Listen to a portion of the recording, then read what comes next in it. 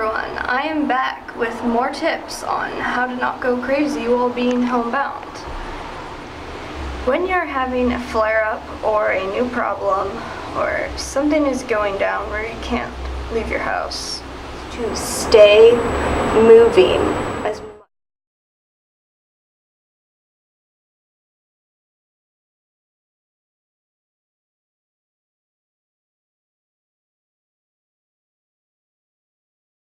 I'm going to give you guys a 30-second summary here because I think a lot of these concepts may be pretty self-explanatory for some people, but if you need an example of what I'm talking about, stick around.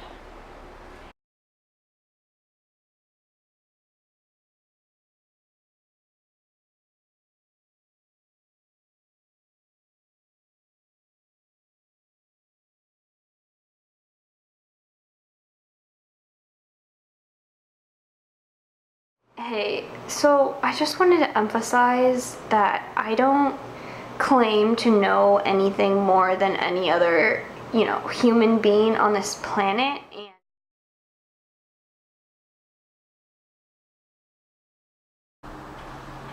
you have to push yourself to do what is best for your body.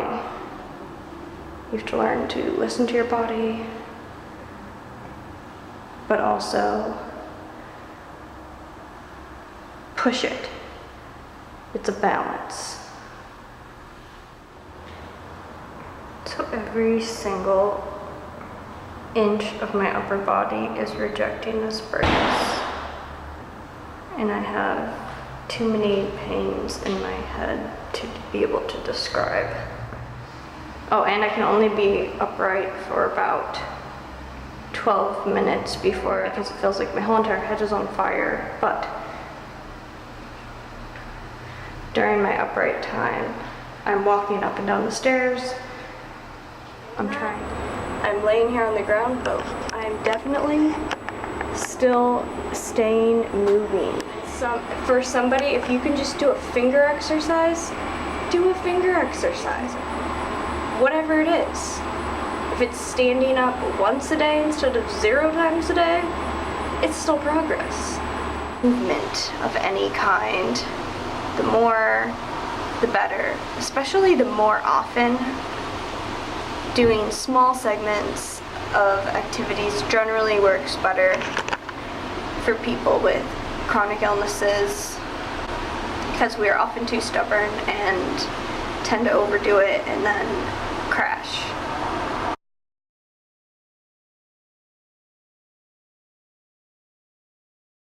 I think keeping your mind moving, meaning like cognitively, trying to work on your mental acuity, basically all the same things that they tell older people to do, like do crossword puzzles and something that stimulates your mental activity and pushes you to train that muscle as well, because your mind or your brain, it is a muscle that we need to keep using. Same thing as other muscles. If you don't use it, you lose it. I do want to say that this can also be extremely frustrating if you have pain and fatigue and brain fog that's disrupting your cognitive abilities. You may find yourself having to take your learning down a level. And this is something that I really struggled with because I used to read a lot of journal articles, and that's something that I really can't do anymore at this point. I think a lot of it is because of my eyes, maybe not so much my cognition, but I will say that my ability to retain and learn information is definitely affected when I don't feel good in any way. Just being distracted by a pain or a problem interferes with anybody's cognitive abilities, so you may find yourself having to read at a lower level than you know that you're capable of, and that's can be disheartening, but getting over that barrier and getting yourself to do it anyway and not comparing this time to the past, I think will propel you to a better future. Is you may have to try to learn in a different way than you were used to. This has been a huge struggle for me, I know, because I'm a very visual learner. I have all these strange things going on with my eyes, so I've had to switch to listening to audiobooks and podcasts and things like that, and it is a big learning curve because I'm not naturally an auditory learner, but at the same time it's better than not continuing to learn in any way. If you're not in school and you don't have a job, learning might not be something that naturally comes to your mind, but I found it really cool to actually, I like to assign myself some topics for a period of time, let's say like 6 months, even to a year, where I'll give myself a couple of topics and I focus on learning about those pieces of information, because otherwise with the internet and all the information that we have access to, you might find yourself just getting really distracted and not staying focused enough on a learning topic to be able to really retain any deep, meaningful information about it. When you're a young person who's sick, it's especially important to make sure that you keep stimulating your mind and your passions too, because it's a great opportunity really to be able to focus on the things that you love and keep your mind off of some of the day-to-day struggles. So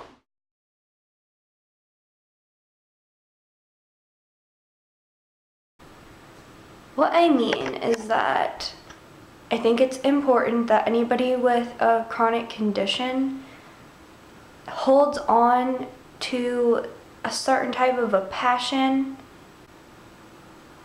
for something that will direct you towards a path of productivity.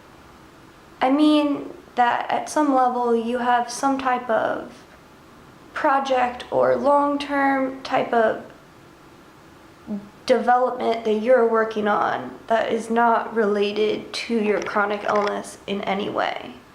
It could really be anything.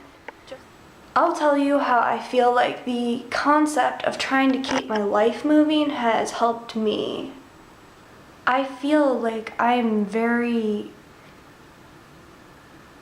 lucky in this sense that I have an extreme passion about creating things. I am an artist, and my drive to create is what keeps me fighting, because the reason I try to get better is so that I can work on my projects. And because of my EDS, I've had to learn over and over again new ways to try and create things that didn't hurt my joints, or think about ways, how can I still work on a painting while I'm stuck on the ground, and I want to encourage everybody to try and find their deepest passion for living life and find a way to be able to hold on to that thing no matter what is happening to your body, you can still do whatever that is, that inner drive. That step one, find your passion and inner drive. And then step two, figure out how to do it and live it and be it no matter what is happening in your body, no matter what is happening in your environment. You can still figure out a way to live out that everybody has an inner life force that drives you to be. The real truth of your existence and drive to live. It will never be taken away from you by any type of physical circumstances. Some people from the outside might think that's too dreamy, but you know what? When you have a rare condition and your whole body's falling apart, that's a great opportunity to do whatever the fuck you want. Like, go for it. Otherwise, it's too easy to get completely stuck within the mindset of your illness and just get wrapped up in it. I'm gonna be honest, I'm not the best person to be speaking out about this issue because I actually don't live in good balance here myself. I tend to have a problem where I am doing too many projects, always. So perhaps I should make a video on how to find this inner force of life. But I may do that on a different channel because I veered off a little too far into philosophical meanderings, which I'm trying to keep off this channel. I'm trying actually just to make this a guide for useful logistical help for EDS, because I happen to have collected a lot of information and I really just want to get it out there and share it with the world. But I also have a lot to say on a lot of other topics, so I'm going to be making a different channel where I can ramble on about the nature of reality, and if you're interested, you're welcome to join me over there. But I will try my best to keep this channel grounded in the basics of EDS help. I don't want to lose anyone here, alright? Stick with me. So if you disagree with me in any way, please do feel free to say something. I won't take any offense to it at all.